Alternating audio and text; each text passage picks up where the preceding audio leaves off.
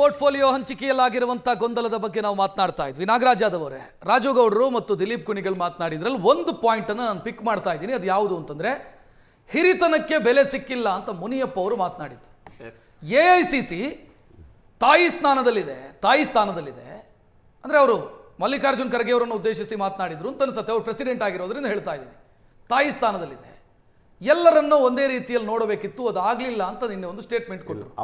ಅದನ್ನ ರಾಜುಗೌಡರು ಯಾವ ರೀತಿ ವಿಶ್ಲೇಷಿಸಿದ್ರು ಅಂತಂದ್ರೆ ಪ್ರಿಯಾಂಕ್ ಖರ್ಗೆಗೆ ಸಿಕ್ಕಿರುವಂತ ಆದ್ಯತೆ ಉಳಿದವರಿಗೆ ಸಿಕ್ಕಿಲ್ಲ ಅಂತ.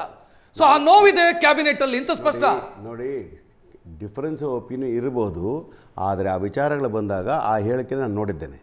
ಅದೇ ಮುನಿಯಪ್ಪನವರು ರಾಹುಲ್ ಗಾಂಧಿನವರು ಭೇಟಿಯಾದಾಗ ಅವರಿಗೆ ಉತ್ತರ ಸಿಕ್ಕಿದೆ. ತದನಂತರ ಬಂದು ಹೇಳ್ತಾರೆ ನನಗೆ ಯಾವುದು ಡಿಫ್ರೆನ್ಸಸ್ ಇಲ್ಲ, ನನಗೆ ಯಾವ ಕೆಲಸ ಕೊಟ್ಟರು ಮಾಡ್ಕೊಂಡು ಹೋಗ್ತೀನಿ ಅಂತ ಹೇಳಿದ್ಮೇಲೆ ಅದು ಕ್ಲೋಸ್ ಚಾಪ್ಟರ್. ನಾನು ಹೇಳ್ತಾ ಇರ್ತಕ್ಕಂಥದ್ದು ಈಗ ಕೇವಲ 13 ಪೋರ್ಟ್ಫೋಲಿಯೋ ಕೊಟ್ಟಿದ್ದೀನಿ. ರಕ್ಷಿತ್ ಒಂದು ನಿಮಿಷ, ನಮ್ಮ 2 ಚಟೀರ್ ಅಂತ ಬಾರಿಸಿ ಆ ನಂತರ ಇಲ್ಲ ನಾನು ಸಾರಿ ಕೇಳ್ತೀನಿ ಅಂತಂದ್ರೆ ಆಗತ್ತಾ? ನೋವು ಹಂಗೆ ಉಳಿಯುತ್ತಲ್ಲ. ನಾಗರಾಜ್ ಯಾದವ್ ನೋವು ಇಲ್ಲ ಅಂತ ಅವ್ರು ಹೇಳಿದ್ಮೇಲೆ ಮುಗಿದ ಕತೆ. ಮುನಿಯಪ್ಪ ಅವ್ರು ಏನ್ ಹೇಳಿದ್ರು? ಹಿರಿಯರಿಗೆ ಬೆಲೆ ಇಲ್ಲ. ಆಮೇಲೆ ಬಂದೇನಂದ್ರು ಲೇಟೆಸ್ಟ್ ಏನಿದೆ ಈಗ ಅದೇ ಹೇಳಿದ್ ನಾನು, ಸಾರಿ ಕೇಳಿದ್ರೆ ಮುಗಿದೋಯ್ತು ಅಂತ. ಅವ್ರು ಕೇಳಿದ್ರೆ ಅವ್ರದೇ ಮುಗಿದ ಮೇಲೆ ನಿಮ್ದು ಯಾಕೆ ಮಾತಾಡ್ತೀರಿ? ನಾನೇನು ಅಂತ ಹೇಳ್ತಾ ಇರೋದು, 13 ಜನಕ್ಕೆ ಕೊಟ್ಟಿದ್ದೇವೆ. ನಮ್ದು ಟೋಟಲ್ 34 ಜನ ಇರ್ತಾರೆ ಮುಖ್ಯಮಂತ್ರಿಗಳನ್ನ ಸೇರಿಸ್ಕೊಂಡು. ಇನ್ನೂ ನೆಕ್ಸ್ಟ್ ಎಕ್ಸ್ಪ್ಯಾನ್ಷನ್ ಇನ್ನೂ 20 ಜನಕ್ಕೆ ಕೊಡ್ತಕ್ಕಂಥದ್ದಿದೆ. ಯುವಕರು, ಅನುಭವಸ್ಥರು ಮತ್ತು ಹೊಸಬರು ಎಲ್ರಿಗೂ ಕೂಡ ಸಾಮಾಜಿಕ ನ್ಯಾಯದ ಪರಿಕಲ್ಪನೆಯಲ್ಲಿ ಜಿಲ್ಲಾ ವರ್ಕರ್ ನ್ಯಾಯ, ಸಾಮಾಜಿಕ ನ್ಯಾಯ ಕೊಡ್ತಕ್ಕಂಥ ರೀತಿಯಲ್ಲಿ ನಾವು ಖಂಡಿತವಾಗ್ಲೂ ಮಾಡ್ತೇವೆ ಅಂತಕ್ಕಂಥ ವಿಚಾರನ ಹೇಳ್ತೀವಿ. ಯಾವುದೇ ಕಾರಣಕ್ಕೂ ಕೂಡ ಅವ್ರ ಮಗ ಇವ್ರ ಮಗ ಅಂತ ಕೊಟ್ಟದ್ದಲ್ಲ. ನಾವು ಪ್ರಿಯಾಂಕಾ ಖರ್ಗೆ ಅವ್ರನ್ನ ತಗೊಳ್ಳೋಣ. ದಯವಿಟ್ಟು ಸುಮ್ಮನೆ ರೀ ಸರ್, ಕೇಳ್ರಿ. ಮಾತಾಡಕ್ಕೆ ಬಿಡಲ್ಲ. ಸ್ವಲ್ಪ ಕಲೀರಿ, ಹೆಚ್ಚು ಕೊಡೋರು ಹೇಳೋ ಕೇಳಿ, ದೊಡ್ಡವ್ರನ್ನ ಕೊಡಿಸಿ. ಏನ್ ಮಾತಾಡ್ತೀವಿ? ಸ್ವಲ್ಪ ಮಾನ ಮರ್ಯಾದೆ ಕುತ್ಕೊಳ್ಳಿ. ನಾನು ಹೇಳ್ತಾ ಇರ್ತೇನೆ, ಪ್ರಿಯಾಂಕಾ ಖರ್ಗೆ ಅವರು ಮೊದಲನೇ ಬಾರಿ ಮಂತ್ರಿ ಆಗಿದ್ದಲ್ಲ. ಹಲವಾರು ಪೋರ್ಟ್ಫೋಲಿಯೋಗಳನ್ನು ಚಾಕಚಕ್ಯತೆ ನಡೆಸ್ಕೊಂಡು ಬಂದಿರತಕ್ಕಂಥದ್ದು ನಾವು ನೋಡಿದ್ದೇವೆ. ಒಂದು ನಿಮಿಷ ಮಾತಾಡೋಣ. ಗ್ರಾಮೀಣ ಅಭಿವೃದ್ಧಿಯಲ್ಲಿ ಯಾವುದೇ ಪ್ರಾಮಾಣಿಕವಾಗಿ ಕೆಲಸ ಮಾಡಿರ್ತಕ್ಕಂಥ ಇವತ್ತು ಹೋಮ್ ಪೋರ್ಟ್ಫೋಲಿಯೋ ಇರ್ಬೋದು ಮತ್ತು ITBT ಆಗಿರ್ತಕ್ಕಂಥದ್ದು ಉತ್ತಮವಾದ ಪೋರ್ಟ್ಫೋಲಿಯೋಗಳು. ಯಾಕಂದ್ರೆ ನೆಕ್ಸ್ಟ್ ಜನರೇಷನ್ ಲೀಡರ್ಗಳನ್ನ ರೆಡಿ ಮಾಡಬೇಕು ಅಂತೇಳಿ we are giving responsibility, no doubt about it. Muniyappa ಅಂತವ್ರ ಅನುಭವನ ರಾಮಲಿಂಗಾರೆಡ್ಡಿ ಅಂತವರ ಖಂಡಿತವಾಗ್ಲೂ ಕೂಡ ನಾವು ಉಪಯೋಗ ಪಡ್ಕೊಳ್ತೀವಿ. ಅನುಭವಕ್ಕೆ ಯಾವುದು ಸರಿಸಾಟಿ ಇರಲಿಕ್ಕೆ ಸಾಧ್ಯ ಇಲ್ಲ. ಹಾಗಾಗಿ ನಾವು ಹೇಳ್ತಾ ಇರ್ತಕ್ಕಂಥದ್ದು ಕಾದು ನೋಡಿ ಅನ್ನೋ ವಿಚಾರ ಹೇಳ್ತೀವಿ. ನಮ್ಮ ಮನೇಲಿ ಯಾವುದು ಜಗಳ ಇಲ್ಲ. ಬಿಜೆಪಿ ತರ ಮೂರು ಮನೆ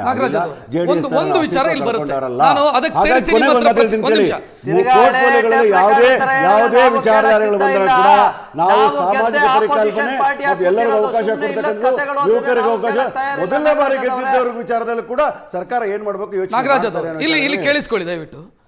13 ಜನರನ್ನು ತೆಗೆದುಕೊಂಡ್ರಿ, 14 ಜನ ಕ್ಯಾಬಿನೆಟ್ ಇನ್ಕ್ಲೂಡಿಂಗ್ ಚೀಫ್ ಮಿನಿಸ್ಟರ್, ಇನ್ನು 20 ಜನರನ್ನು ತೆಗೆದುಕೊಳ್ಳೋದಕ್ಕೆ ಅವಕಾಶ ಇದೆ.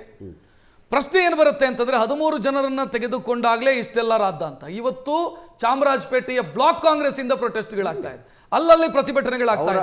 ವಿಜಯಾನಂದ ಕಾಶಪ್ಪನವರ ಬೆಂಬಲಿಗರು ಪ್ರತಿಭಟನೆಯನ್ನು ಮುಂದುವರಿಸ್ತಾ ಇದ್ದಾರೆ, ಪ್ರಸಾದ್ ಅಬ್ಬಯ್ಯ ಬೆಂಬಲಿಗರು ಪ್ರತಿಭಟನೆಯನ್ನು ಮುಂದುವರಿಸ್ತಾ ಇದ್ದಾರೆ. ಇನ್ನು 20 ಜನರನ್ನು ತಗೊಂಡಾಗ ಇನ್ನು ಹೆಂಗೆ ಅಂತ ಪ್ರಶ್ನೆ ಇರೋದು. ನಾನು ಹೇಳ್ತೀನಿ ಕೇಳಿ, ಎಲ್ಲಾ ಶಾಸಕರಿಗೆ ಅವರು ಮಂತ್ರಿಗಳಾಗ ಅವರ ಬ್ಲಾಕ್ ಪ್ರೆಸಿಡೆಂಟ್ಗಳು, ಕಾರ್ಯಕರ್ತರುಗಳು, ನಮ್ಮ ಜನಾಂಗದಲ್ಲೂ ಕೂಡ ನಮ್ಮಲ್ಲೂ ಕೂಡ ಬಹಳ ಜನ ನನಗೆ ಹೇಳ್ತಾನೆ ಇರ್ತಾರೆ, ಹೋರಾಟ ಮಾಡ್ತೀವಿ. ನಾವೇನಂದ್ವಿ, ಹೈಕಮಾಂಡ್ ತಗೊಳ್ತಕ್ಕ ನಿರ್ಧಾರಕ್ಕೆ ನಾವೆಲ್ಲರೂ ಬದ್ಧ. ಕೇಳಲಿಕ್ಕೆ ಅವ್ರಿಗೆ ಅಧಿಕಾರ ಇರ್ತದೆ.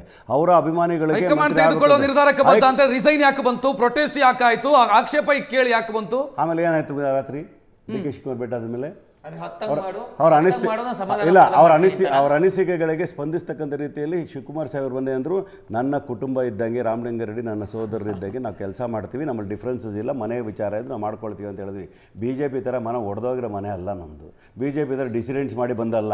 BJP ಥರ ಇನ್ನೊಂದು ಮನೆನ ಹಾಳು ಮಾಡಿ, ಇನ್ನೊಂದು ಪಕ್ಷವನ್ನು ಹಾಳು ಮಾಡಿ 17 ಜನ ಕರ್ಕೊಂಡ್ಬಂದು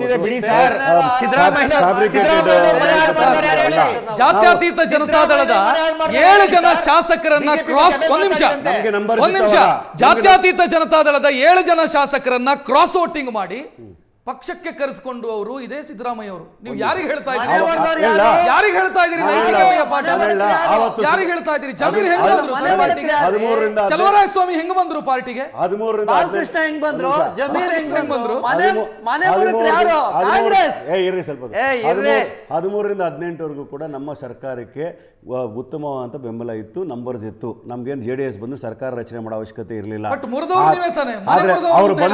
ಅವರು ಬಂದದು ಅವರ ನಾಯಕ ನಾಯಕತ್ವ ದೇವೇಗೌಡರು ಮತ್ತು ಕುಮಾರಸ್ವಾಮಿ ಅವರಿಗೆ ಅಸಮಾಧಾನ ಎತ್ಕೊಂಡು ನಮ್ಮ ಹತ್ರ ಬಂದರು, ನಮ್ಮ ಆಶ್ರಯ ಕೊಟ್ಟಿರೋದು ನಿಜ.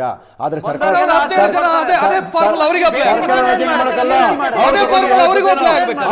ತಗೊಂಡು ಕುರಿಗಳ ತರ ಖರೀದಿ ಮಾಡಿ ಸರ್ಕಾರ ಮಾಡಕ್ ಹೋದ್ರಿ. ಕುರಿ ವ್ಯಾಪಾರ ಅಲ್ಲ, ಅವ್ರು ಸರ್ಕಾರ ಮಾಡಕ್ ಖರೀದಿ ಮಾಡ್ತಾರೆ 17 ಜನನ. ನಾವೇನ್ ಮಾಡಿಲ್ಲ ವಿಚಾರನ? ನಾವು ಜನಗಳಿಂದ ನೇರವಾಗಿ ಮ್ಯಾಂಡೇಟ್ ಪಡ್ಕೊಂಡು ಬಂದಿರೋರು.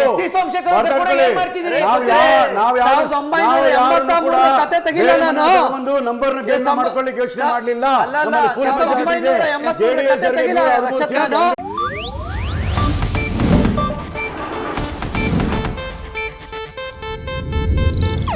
ಇದು ಏಷ್ಯಾನೆಟ್ ನ್ಯೂಸ್ ನೆಟ್ವರ್ಕ್ ಪ್ರಸ್ತುತಿ.